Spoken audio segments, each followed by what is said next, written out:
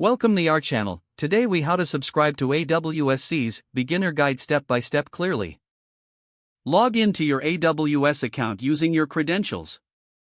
Once logged in, navigate to the services menu at the top of the page.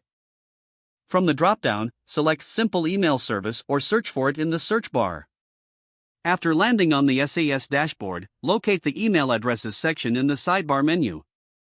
Click on Email Addresses to view your current verified email addresses. To verify a new email address, click on the Verify a New Email Address button. Enter the email address you want to verify into the provided field. Click on the Verify this email address button to send a verification email. Check the inbox of the email address you just entered. Look for an email from AWS that contains a verification link. Click the verification link in the email to complete the process. Once verified, return to the SES dashboard. Your new email address should now be listed under Email Addresses as verified. To configure additional settings, go to the Domains section in the sidebar. If you want to verify an entire domain, click on Verify a New Domain. Enter your domain name and follow the prompts to add the required DNS records. Monitor the verification status, as it may take some time to reflect.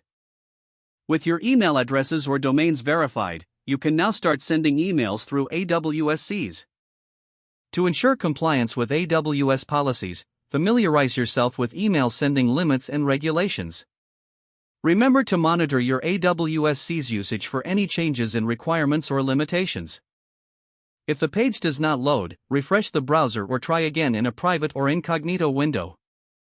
Make sure you are using the correct email address, then retype it carefully to avoid small typos.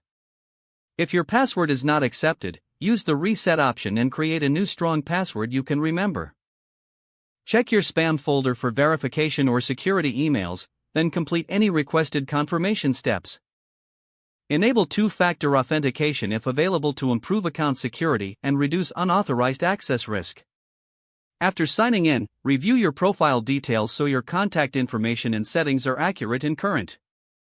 If you see an error message, note it down and try again after restarting your device and internet connection.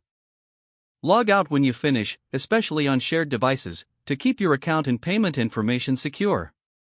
If the page does not load, refresh the browser or try again in a private or incognito window.